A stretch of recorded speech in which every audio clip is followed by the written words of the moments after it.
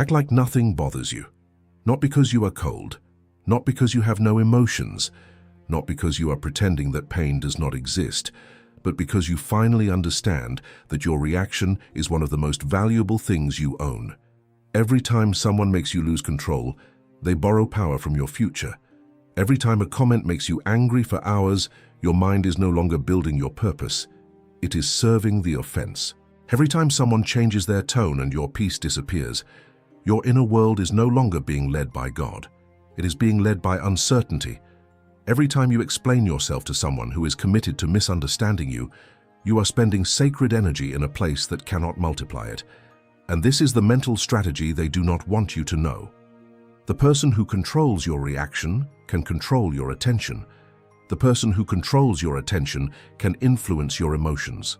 And the person who influences your emotions can delay your purpose. That is why your peace is not a small thing. Your peace is protection. Your peace is power. Your peace is the wall around your inner city. Before we go deeper, write this in the comments with intention. I am no longer controlled by what tries to disturb my peace. Write it as a decision. Because this is not just a video about looking calm on the outside. This is about becoming calm on the inside. This is about becoming so anchored in God, so disciplined in your mind, and so clear about who you are, that the things that used to break you can no longer control you. Napoleon Hill taught that every person has the privilege of controlling one thing completely, and that thing is the mind. But most people never claim that privilege. They allow the world to decide their internal state. A message changes their mood. A criticism ruins their day. A rejection makes them question their worth. A delay makes them lose faith. A person's silence makes them overthink all night. They are not living from authority. They are living from reaction. And reaction is one of the most dangerous prisons of the mind. Because when you live reacting, you are not choosing. You are being pulled. Pulled by words, pulled by moods, pulled by memories, pulled by fear, pulled by people who may not even deserve access to your inner world. The Bible says that a person without self-control is like a city broken into and left without walls. Think about that. A city without walls has no protection. Anything can enter. Any enemy can invade. Any voice can become a command. And this is how many people live emotionally. No walls, no guard, no filter, no inner authority. Someone says something harsh and their whole spirit collapses. Someone acts distant and their mind begins creating stories. Someone criticizes them and they lose confidence. Someone leaves and they lose themselves. But a person with inner walls does not allow everything to enter. They hear, but they filter. They feel, but they choose. They notice, but they do not absorb everything. They are not controlled by every knock at the door of the soul. This is what it means to act like nothing bothers you. It does not mean nothing touches you. It means nothing owns you. It means you may feel the sting, but you do not bow to it. You may notice the disrespect, but you do not let it decide your character. You may feel disappointment, but you do not let disappointment become your identity. You may be hurt, but you do not let hurt choose your next decision. That is not numbness, that is mastery. There are people who will test your peace because your reaction feeds them. They want to know their silence can still make you anxious. They want to know their opinion can still make you explain. They want to know their rejection can still make you chase. They want to know their disrespect can still pull you down to their level. But when you remain calm, something changes. They can no longer use your emotions as a handle. They can no longer enter through the same door. They can no longer read you the way they used to. And that is where your power returns. Not because they changed, but because you stopped giving them the remote control of your inner world. Jesus understood this kind of power. He was accused, he was misunderstood, he was rejected, he was tested by people who wanted to trap him with words. And yet, he did not give every voice the privilege of a response. Sometimes he answered with wisdom, sometimes he answered with silence, sometimes he walked away, sometimes he withdrew to pray. That is power. A weak mind reacts to every stone thrown at it, but a trained mind asks, does this deserve my energy? Does this deserve my peace? Does this deserve the space God gave me to build my purpose? Most of the time the answer is no. And when the answer is no, silence becomes wisdom. Peace becomes discipline. distance becomes protection. Not every battle is an assignment. Not every accusation deserves defense. Not every misunderstanding deserves explanation. Not every person deserves access to the private place where your emotions are processed. Some people do not ask questions to understand you. They ask questions to trap you. Some people do not criticize you to help you grow. They criticize you because your growth makes them uncomfortable. Some people do not confront you to heal the relationship. They confront you to pull a reaction out of you. If you cannot recognize the difference, you will waste sacred energy in conversations that were never meant to produce peace. You will explain your heart to people who only wanted weapons. You will reveal your wounds to people who only wanted control. You will fight battles that have nothing to do with your destiny. That is why silence must become part of your strategy. Not the silence of fear, not the silence of resentment, not the silence of punishment, but the silence of discernment. The silence that says, I will not give my spirit to this. The silence that says, God knows, and that is enough. The silence that says, my peace is worth more than this argument. Napoleon Hill said that thoughts mixed with emotion become powerful forces. So ask yourself honestly, what kind of force have you been creating every time something bothers you? When you keep replaying what they said, you are feeding it. When you imagine arguments in your mind, you are feeding it. When you keep checking whether they noticed your silence, you are feeding it. When you keep explaining your side to people committed to misunderstanding you, you are feeding it. And whatever you feed grows. That is why the enemy does not always need to destroy you. Sometimes he only needs to distract you. He only needs to keep your mind busy with small offenses, old memories, unnecessary arguments, emotional noise, and invisible battles. Because a distracted mind cannot build clearly, a disturbed heart cannot hear God clearly. A person trapped in reaction loses the power of focused creation. And your focus is sacred. Your attention is sacred. Your peace is sacred. There are dreams inside you that require a calm mind. There are doors ahead of you that require emotional discipline. There are blessings that cannot be carried by the version of you that still responds to everything. God will often strengthen you not by removing every difficult person, but by teaching you not to be ruled by them. That is a deeper victory, because if your peace depends on everyone behaving correctly, your peace will always be fragile. But if your peace is rooted in God, people can change their tone and you can remain steady. People can misunderstand you and you can remain clear. People can leave and you can remain whole. People can criticize you and you can still keep walking. This is the kind of strength that cannot be faked.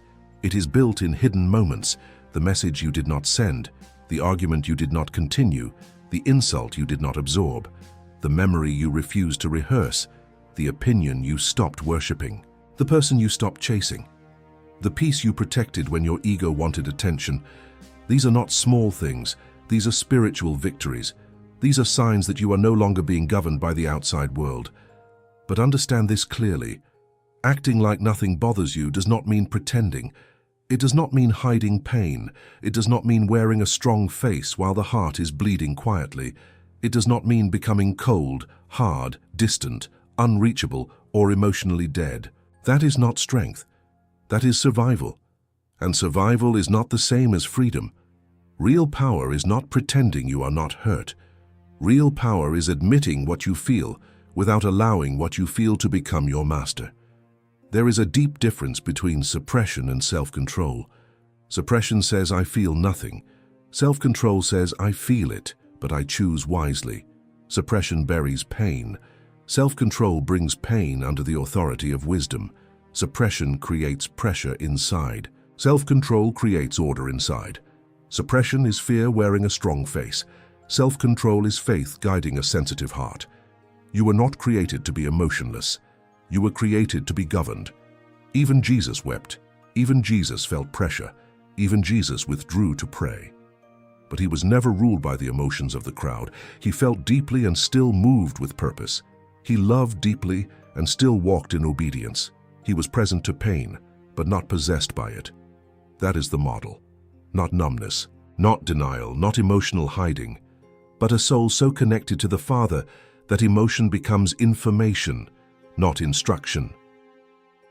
When something bothers you, do not immediately ask, what should I say? First ask, What is this touching inside me? Is this touching pride? Is this touching fear? Is this touching abandonment? Is this touching insecurity? Is this touching an old wound? Is this touching the need to be seen? Is this touching the desire to control? Because sometimes the intensity of your reaction is not only about the present moment. Sometimes the present moment is pressing on an old place. A cold response may touch an old fear of being abandoned. A criticism may touch a hidden insecurity about your worth. A delay may touch your fear of being forgotten. A boundary may touch your fear of rejection. A disagreement may touch your pride. When you understand this, the situation becomes a teacher. The trigger becomes a mirror. The discomfort becomes a doorway. And instead of being destroyed by what bothered you, you are developed by what it revealed. This is how God uses even difficult moments for your growth. Not everything sent against you has to defeat you. Some things expose what still needs healing. Some things reveal where your peace is still too dependent on people. Some things show where your identity needs deeper roots. Some things teach you where access must change. But you will miss the lesson if you only react. Reaction spends the energy. Reflection transforms it. The person who pauses grows faster than the person who explodes, because the pause creates space for God to speak before the wound speaks. And when God speaks first, your response changes. Instead of sending the message from anger, you wait. Instead of chasing someone who is distant, you return to yourself. Instead of proving your worth, you remember it. Instead of making a permanent decision from a temporary emotion, you allow your spirit to become clear. This is how you protect your future from your mood. Never let a temporary emotional storm make a permanent decision. Do not quit because you are tired for one day. Do not destroy a relationship because you are triggered in one moment. Do not post from pain. Do not make vows in bitterness. Do not build your whole life around one disappointment. Let the emotion pass through wisdom first. Emotions are real, but they are not always reliable leaders. They can inform you, they can alert you, they can reveal something, but they should not sit on the throne.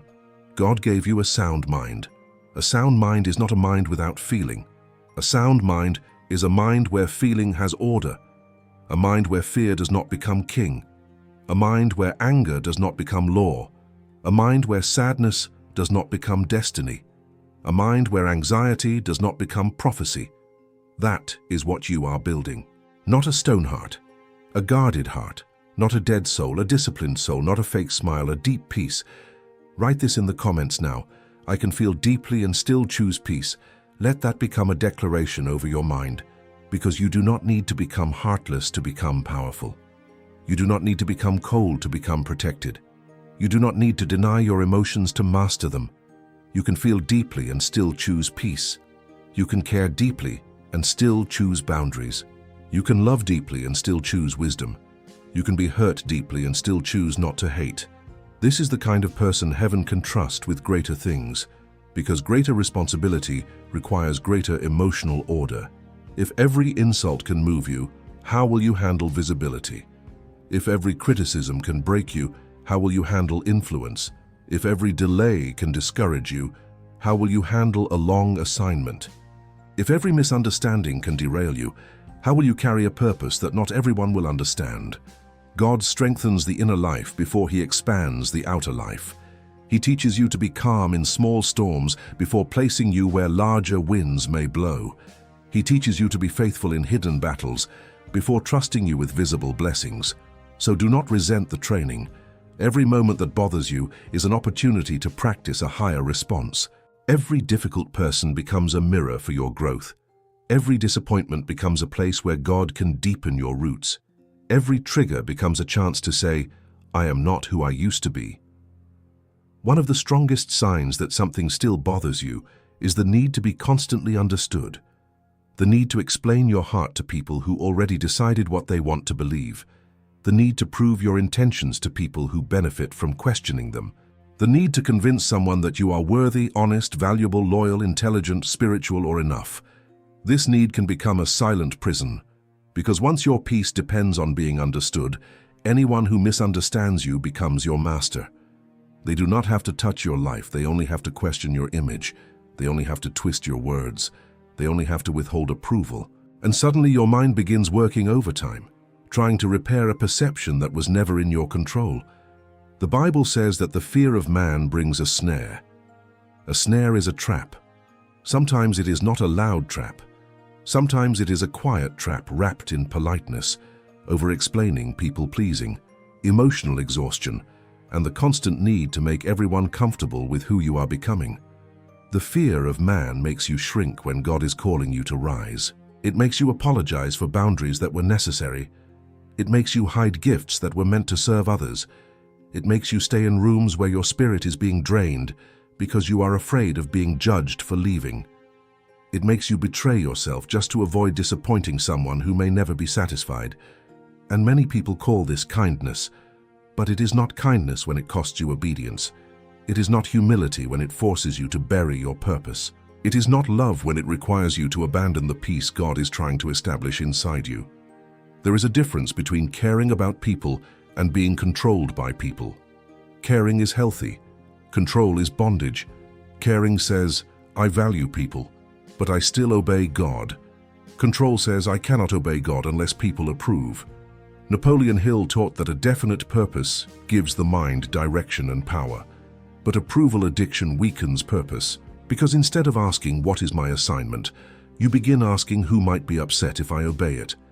Instead of asking, what is the right thing to do, you begin asking, how will this be perceived?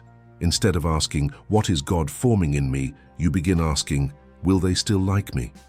And little by little, your life stops being guided by purpose and starts being guided by reaction. You do not move because you are called. You move because you are watched. You do not speak because it is true. You speak because it is safe.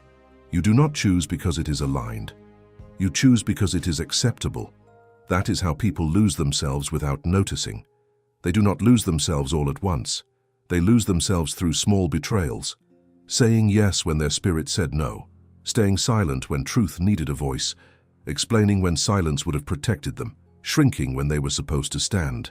Accepting disrespect because they did not want to seem difficult. Overgiving because they feared being abandoned. And after years of this, the soul becomes tired. There comes a moment when you must ask yourself, who am I when I am not trying to be approved? Who am I when I stop explaining? Who am I when I stop adjusting my voice for people who are uncomfortable with my truth? Who am I when I stop confusing peace with being liked? Who am I when I finally let God define me? These questions may feel uncomfortable, but they are doorways to freedom, because the version of you that needs constant approval cannot carry the fullness of your purpose. Purpose requires courage. Purpose requires solitude sometimes. Purpose requires being misunderstood sometimes. Purpose requires walking with God even when the crowd does not clap. Purpose requires the strength to obey before you are applauded. When this lesson enters your spirit, something changes. You stop moving like a person desperate to be chosen. You stop explaining every boundary. You stop editing your personality to fit unstable rooms. You stop asking people to confirm what God already spoke. This is not arrogance. This is alignment. Arrogance says, I do not need anyone. Alignment says, I will not let anyone take the place of God in my identity. Arrogance says, I am above correction. Alignment says, I receive correction, but I reject control. There is a holy confidence that rises when you stop living for approval. It is not loud. It is not disrespectful. It does not need to humiliate others. It does not need to prove superiority. It is quiet. It is grounded. It is steady. It walks into rooms without begging to be noticed. It leaves rooms without begging to be missed. It loves people without needing to be owned by them. This confidence is born from identity, and identity must be stronger than opinion, because opinions change. People can praise you today and criticize you tomorrow. They can admire your generosity today and accuse you of being selfish the moment you stop overgiving. They can enjoy your availability today and call you distant tomorrow when you protect your peace. If your identity depends on their consistency, you will live emotionally unstable. But when your identity is rooted in God, you can remain steady, even when people change their tone. The Bible says that you are fearfully and wonderfully made. That is not just comfort. It is identity. It means your value was not assembled by public opinion. It means your worth was not created by the people who failed to recognize it. It means your life was designed with intention before anyone had the chance to judge it. You were valuable before they noticed you. You were called before they agreed with you. You were loved before they knew how to love you. You were seen before they overlooked you. You were held before they walked away. So why should your peace collapse because someone failed to honor what God already established? The old mind says, if they reject me, I am rejected. The renewed mind says, their rejection is an experience, not my identity. The old mind says, if they ignore me, I am invisible. The renewed mind says, I am seen by God even when people miss me. The old mind says, if they criticize me, something must be wrong with me. The renewed mind says, criticism may teach me, but it does not define me. The old mind says, if they leave, I am not enough. The renewed mind says, my worth remains whole even when someone exits my life. This is not easy, but it is necessary, because you cannot act like nothing bothers you while secretly believing everything defines you. You cannot be mentally unshakable if every outside event becomes a verdict over your soul. You cannot walk in authority while letting temporary opinions write permanent conclusions about who you are. This is why knowing who you are is spiritual warfare. If the enemy can make you question who you are, he can make you hesitate in what you were called to do. If he can make you feel unworthy, he can make you abandon doors that were meant for you. If he can make you feel unwanted, he can make you chase people instead of purpose. If he can make you feel small, he can make you shrink in rooms where you were meant to stand. That is why identity must be protected. Write this in the comments with certainty. I know who I am and I protect my peace. Let those words become a marker in your journey. Because from now on, every time something tries to bother you, return to identity. When they criticize you, return to identity. When they ignore you, return to identity. When they misunderstand you, return to identity. When they provoke you, return to identity. When your past tries to accuse you, return to identity. Tell yourself, I am not led by this moment. I am led by truth. I am not owned by this emotion. I am governed by wisdom. I am not defined by this person's perception. I am defined by God. I am not here to perform for approval. I am here to walk in purpose. Now, if peace is going to become your natural state, it cannot be something you only remember when life becomes difficult. It must become a daily practice. Because the mind does not become strong by accident. The spirit does not become steady by accident. The heart does not become guarded by accident. A calm life is built through repeated inner decisions that nobody sees. Most people wait until they are already overwhelmed before they try to find peace. They wait until anger has taken over. They wait until anxiety has filled the body. They wait until the conversation has gone too far. Then they try to calm down. But true mastery begins before the storm. You do not build a wall when the enemy is already inside the city. You build the wall daily. Your mind is that city. Your thoughts are the gates, your emotions are the atmosphere. Your attention is the entrance. And if you do not guard the entrance, anything can enter and call itself truth. So begin in the morning, before you touch your phone, before you read messages, before you allow the world to speak into your nervous system. Pause. Place your hand over your heart. Take a slow breath. And remember that your day must not begin with reaction. Your day must begin with authority. Say, today I will not be controlled by what I cannot control. Say, today my peace will not depend on another person's behavior. Say, today I will respond from wisdom, not from wounds. Say, today I will listen for God before I listen to fear. Say, today I will protect my attention because my attention is connected to my destiny. Do not rush these words. Feel them. Napoleon Hill taught that the subconscious mind receives impressions that are repeated with emotion and faith. So do not speak these words like a machine. Speak them like a person giving instructions to the inner world. Then pray simply, God, guard my heart today. Guide my words today. Strengthen my mind today. Do not let me be ruled by offense. Do not let me be controlled by fear. Do not let me give my energy to what is not assigned to my purpose. Teach me when to speak. Teach me when to be silent. Teach me when to stay. Teach me when to walk away. This prayer is not weakness.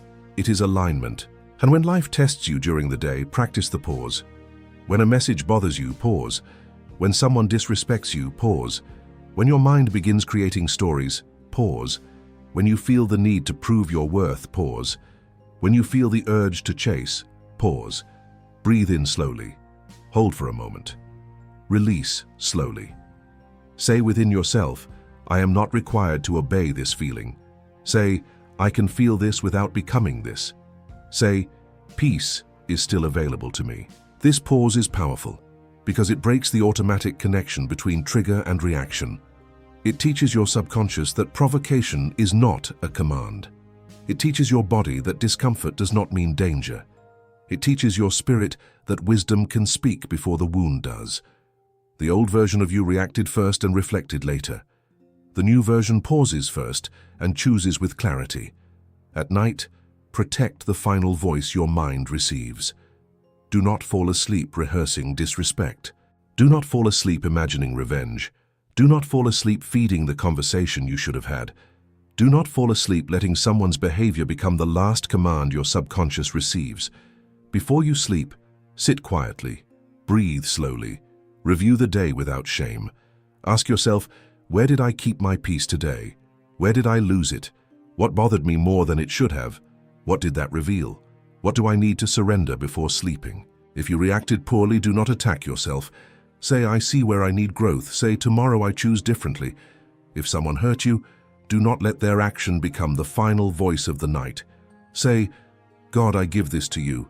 Say, I release what I cannot fix tonight. Say, my mind rests under God's protection. Say, my heart is being healed while I sleep. Say, I release every argument I do not need to rehearse. Say, I sleep in peace because God is still working. The night is sacred. The moments before sleep enter deeply. So do not give them to worry. Do not give them to resentment. Do not give them to comparison. Give them to peace. Give them to faith. Give them to God. And as this becomes a daily practice, your inner atmosphere begins to shift. The same situations may still happen, but they will not enter as deeply. The same people may still test you, but they will not move you as quickly. The same memories may still appear, but they will not speak with the same authority. Because your mind is being renewed, your reactions are being retrained, your spirit is becoming stronger than your triggers. This is the strategy. You are not just trying to look calm. You are becoming capable of handling pressure, capable of carrying blessing, capable of discerning people, capable of hearing God, capable of making wise decisions, capable of staying focused while noise surrounds you. A calm mind can hear instructions that a chaotic mind misses. A guarded heart can receive wisdom that an offended heart rejects. A disciplined spirit can walk through doors that an impulsive spirit would destroy. So do not despise the small tests, the delayed response, the rude comment, the unfair assumption, the cold behavior, the sudden disappointment, the uncomfortable silence. These are not just annoyances. They are training grounds. They reveal what still owns you. They reveal where healing is still needed. They reveal what your subconscious still believes. They reveal which parts of you still confuse disturbance with danger. When they criticize you, filter it. Do not swallow it whole. Do not reject it immediately. Ask, is there truth here? Is this correction or projection? Is this wisdom or poison? Is this person speaking from love or from the need to reduce me? If there is truth, let it refine you. If there is poison, let it pass. If there is jealousy, do not argue with it. If there is misunderstanding, clarify only if clarity is truly possible. A mature person can receive correction without becoming ashamed. But a wise person knows that not every criticism deserves to be received. Some criticism is a gift. Some criticism is a weapon. Some criticism is a mirror. Some criticism is a trap. Discern the difference. When someone becomes cold, do not immediately panic. A cold message, an unanswered call, a sudden distance, a change in energy. These things can trigger deep anxiety. The mind begins to ask, did I do something wrong? Are they leaving? Am I not enough? Should I chase? Should I prove that I care? But someone else's coldness should not become the command center of your life. Their emotional weather is not your identity. Their distance is not always your responsibility. Their silence is not always a verdict. Sometimes people are cold because they are overwhelmed. Sometimes they are cold because they lack maturity. Sometimes they are cold because they want control. Sometimes they are cold because they are revealing what you needed to see. But in every case, your job is not to panic. Your job is to remain anchored. Ask with peace if a conversation is needed. Observe patterns, not just moments. Protect your dignity. Do not chase warmth from a place that keeps freezing your spirit. Do not make a home in uncertainty. Do not keep offering your heart to someone who only gives you confusion. You can be loving and still stop begging for consistency. You can be patient and still recognize emotional immaturity. You can forgive and still change access. Forgiveness cleans the heart. Boundaries guard the future. You need both. Forgiveness says, I release the poison. Boundaries say, I learned the lesson. Forgiveness says, I will not be ruled by resentment. Boundaries say, I will not keep giving access to repeated harm.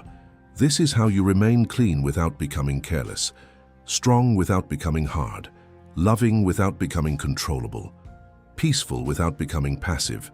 And if this message is helping you see your peace differently, take a moment to like this video so it can reach someone who is tired of being ruled by emotional chaos. Sometimes one message reaches a person at the exact moment they were about to react from pain. Sometimes one sentence becomes the pause that saves a heart from another cycle. Now return to the main truth. You are not responsible for managing every person's emotional reaction to your growth. You are not responsible for making everyone comfortable with your boundaries. You are not responsible for proving your heart to people who keep misusing access to it. You are responsible for walking in love, truth, wisdom, and self-control. You are responsible for guarding your heart. You are responsible for renewing your mind. You are responsible for bringing your pain to God before turning it into a weapon. You are responsible for choosing whether what happened to you becomes poison or wisdom. And that responsibility is also freedom, because it means your peace is not completely in their hands. It means your future is not at the mercy of their mood. It means your identity is not trapped inside their opinion. It means your heart can be restored even if they never apologize. It means your mind can become calm even if the world around you remains loud. You can become free before they change. You can become whole before they understand. You can become peaceful before they apologize. You can become focused before the situation is fully resolved. That is power. That is spiritual maturity. That is the strategy hidden in plain sight. Act like nothing bothers you means this. Do not let what attacks you enter deeply enough to transform you into its image. Do not let coldness make you cold. Do not let criticism make you cruel. Do not let rejection make you desperate. Do not let betrayal make you faithless. Do not let misunderstanding make you obsessed with proving yourself. Do not let disrespect make you disrespect yourself. Stay rooted, stay clean, stay guarded, stay wise, stay close to God. When they attack, examine, learn, release. When they criticize, filter, refine, reject what is false. When they become cold, observe, communicate with dignity, adjust access if needed. When they misunderstand, speak if wisdom leads, release if their heart is closed. When they provoke, pause. When they leave, grieve with God, but do not leave yourself. When they return, discern with wisdom, not loneliness. When they watch your life, keep building. Your life is not an emotional reaction to their behavior. Your life is a divine assignment. Treat it that way. Protect your focus as if it is sacred, because it is. Protect your heart as if it is the source of your future, because it is. Protect your peace as if God placed something valuable inside it, because He did. From this day forward, protect your peace in your conversations. Protect it in your relationships. Protect it in your mornings. Protect it before you sleep. Protect it when you are criticized. Protect it when you are ignored. Protect it when someone tries to pull you into an old pattern. Protect it when your mind begins creating stories God did not speak. Protect it when your past tries to rename your future. Protect it when your ego wants one more argument, one more explanation, one more proof, one more reaction. Every time you protect your peace, you are protecting your future. Every time you choose not to react from pain, you are protecting your character. Every time you refuse to let someone else's darkness enter your heart, you are protecting your purpose. Every time you return to God before returning to the argument, you are protecting your destiny. There will be days when you feel the old version rising. There will be days when silence feels difficult. There will be days when you want to defend yourself. There will be days when someone's behavior touches something deep inside you. Do not condemn yourself. Growth is not proven by never feeling. Growth is proven by no longer being ruled by what you feel. You may still feel the storm, but you no longer have to become the storm. You may still feel the wound, but you no longer have to speak from the wound. You may still feel anger, but anger no longer has to hold the pen that writes your next decision. You may still feel fear, but fear no longer has to be the voice you obey. This is freedom. Freedom is not the absence of pressure. Freedom is the presence of inner authority. Freedom is when someone can try to provoke you, but your spirit has already chosen another government. Freedom is when the same situation appears, but the old reaction does not. Freedom is when you stop asking, "Why do they keep doing this?" and start declaring, "It no longer has the same power over me." They may not change, but you have changed. And because you have changed, the pattern cannot continue in the same way. They do not need to apologize for you to begin healing. They do not need to understand you for you to keep walking. They do not need to approve of you for you to obey your purpose. They do not need to choose you for you to know your worth. They do not need to respect your peace before you begin protecting it. You can begin now, with one decision. I will no longer live as a reaction to what wounded me. I will no longer let temporary emotions build permanent prisons. I will no longer give my mind to every disturbance. I will no longer confuse being bothered with being controlled. I will feel, but I will not surrender. I will care, but I will not collapse. I will love, but I will not lose myself. I will be kind, but I will not be controlled. I will be silent when silence protects my spirit. I will speak when truth requires my voice. I will walk away when access becomes dishonor. I will forgive without returning to confusion. I will guard my heart without hardening it, and I will let God teach me how to be calm in a world that profits from my reaction, because that is what they do not want you to know. A calm person is harder to sell fear to. A grounded person is harder to manipulate. A healed person is harder to pull back into cycles. A focused person is harder to distract. A person rooted in God is harder to destroy. When you stop reacting to everything, you become dangerous to everything that depended on your instability. Your old patterns lose control. Manipulative people lose access. Fear loses volume. Approval loses its throne. Rejection loses its power. Your past loses its authority, and your purpose begins to receive the energy that was once wasted on emotional survival. Imagine what your life could become if all the energy you used to spend overthinking was returned to your purpose. Imagine what your mind could create if it was no longer occupied by imaginary arguments. Imagine how much lighter your heart would feel if you stopped carrying opinions that were never assigned to you. Imagine how much clearer God's direction would become if offense was no longer the loudest voice inside you. That life is possible, not instantly, not perfectly, but daily, through one pause, one prayer, one boundary, one moment of silence, one decision not to chase, one decision not to explain, one decision not to rehearse the insult, one decision to sleep in peace, one decision to return to God before reacting to people. This is how a new life is built, quietly, repeatedly, faithfully. And one day, you will look back and realize that the things that used to control you can no longer reach the deepest part of you. They may still happen, but they no longer rule. They may still speak, but they no longer define. They may still knock, but they no longer enter. Because you became guarded, you became rooted, you became disciplined, you became peaceful. You became the kind of person who does not need the world to be calm in order to carry calm within. So from this day forward, act like nothing bothers you, but do it the right way, not by pretending, not by suppressing, not by becoming cold. Do it by becoming so anchored in God that no storm can rename you.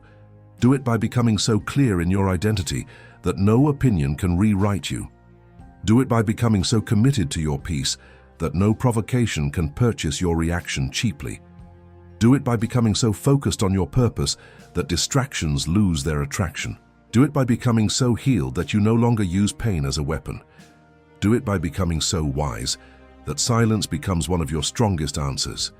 And when life tests you again, because it will, remember this. You do not have to open every door that chaos knocks on. You do not have to answer every voice that calls your ego. You do not have to carry every emotion that enters your body. You do not have to prove every truth that God already knows. You do not have to become what hurt you. You can remain steady. You can remain clean. You can remain kind. You can remain strong. You can remain quiet. You can remain faithful. You can remain in peace. And that peace will speak louder than your reaction ever could. If this message reached your heart, take a moment to like this video. Not just as a gesture, but as a way of helping this message reach someone else who is tired of being controlled by emotional storms. Subscribe to the channel if you want to keep growing in faith, mental strength, purpose, and spiritual discipline. And write this final declaration in the comments. Nothing controls me when God strengthens my mind. Write it with faith. Write it as a commitment. Write it as a sign that a new version of you is rising, a version that does not collapse because people change, a version that does not lose peace because life becomes loud, a version that does not need revenge to feel powerful, a version that does not need approval to keep walking, a version that knows the truth. My peace belongs to God. My mind is under divine authority. My heart is guarded with wisdom. My purpose is greater than this disturbance. And from now on, what comes against me may test me, but it will not control me. I am calm, I am rooted, I am guided, I am strengthened. I am no longer ruled by what tries to disturb my peace.